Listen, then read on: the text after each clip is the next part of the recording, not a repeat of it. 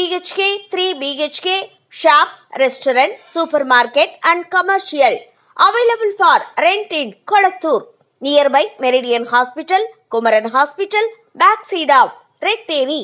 Please contact 9034555554. சோயாவை விமர்சித்து பிரபல channel வெளியிட்டு இருக்கும் வீடியோ தான் தற்போது சோசியல் மீடியாவில் ரொம்பவே சர்ச்சையா போயிட்டு இருக்கு.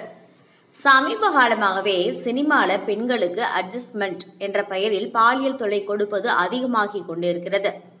அந்த வகையில மலையாள சினிமாவில் இந்த மாதிரி நிறைய நிகழ்வுகள் நடப்பதாகவும் கூறப்படுது. கடந்த 2018ஆம் ஆண்டு சினிமா துறையில் இருக்கும் பெண்கள் எதிர்கொள்ளும் பாலியல் ரீதியான பிரச்சனைகளை விசாரிக்க ஓய்வு பெற்ற நீதிபதி ஹேமா தலைமையில் கமிட்டி ஒன்றை கேரள மாநில அரசு அமைத்திருந்தது. அதுக்கப்புறமா இது தொடர்பாக விசாரணையும் நடத்திட்டு வந்தாங்க.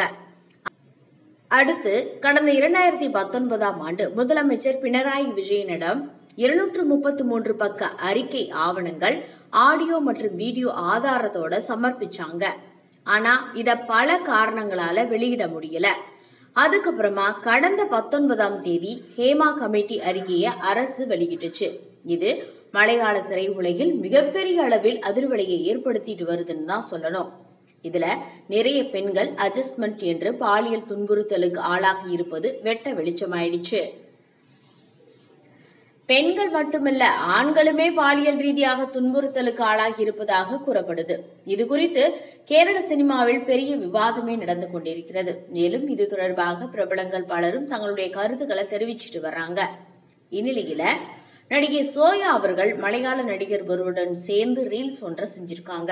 தற்போது அந்த வீடியோ தான் ரொம்பவே சோசியல் மீடியால பிரபலமா போயிட்டு இருக்கு. அதாவது ஜோயாவையும் மலையாள பாலியல் புகாரில் சிக்கி இருக்கும் நடிகரையும் ஒப்பிட்டு செய்தியை வெளியிட்டு வர்றாங்க. இது சோசியல் மீடியால காட்டு தீயா பரவிட்டு வருது. இது குறித்து பலரும் ஜோயாவை விமர்சித்தும் கண்டனம் தெரிவித்தும் வருகிறாங்க. நடிகர் சோயா இதை பத்தி என்ன சொல்லியிருக்காங்க அப்படின்னா, உங்களுக்கே இது நியாயமா இருக்கா? நடந்தது என்னன்னு தெரியாம ஒரு பொய்ய போடுறீங்களே, ஒரு பர்சனுடைய வாழ்க்கையில இப்படி அழிக்கிறீங்களே, உங்களுக்கு வெக்கமா இல்லையா? நீ ஒரு நியூஸ் சேனலா? இது ஒரு டிக்டாக் வீடியோ. சில வருடங்களுக்கு முன்னாடி படத்தோட ஷூட்டிங் அப்போ பாடல் ரொம்ப ட்ரெண்டிங்கா இருந்துச்சு. அந்த பாட்டை எடுத்து நாங்க அவர் கூட ஒரு டிக்டாக் வீடியோ பண்ணியிருந்தேன். இதை இப்படி பண்ணிட்டீங்களே. இப்ப நடக்கிற ப்ராப்ளத்துக்கும் எனக்கு எந்த சம்மந்தமும் கிடையாது. நான் அம்மால மெம்பர் கூட கிடையாது.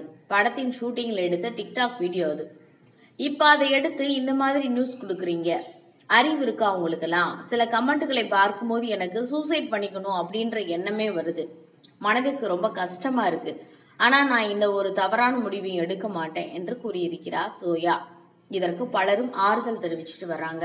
இதை பத்தின உங்க கருத்தை பதிவு பண்ணுங்க.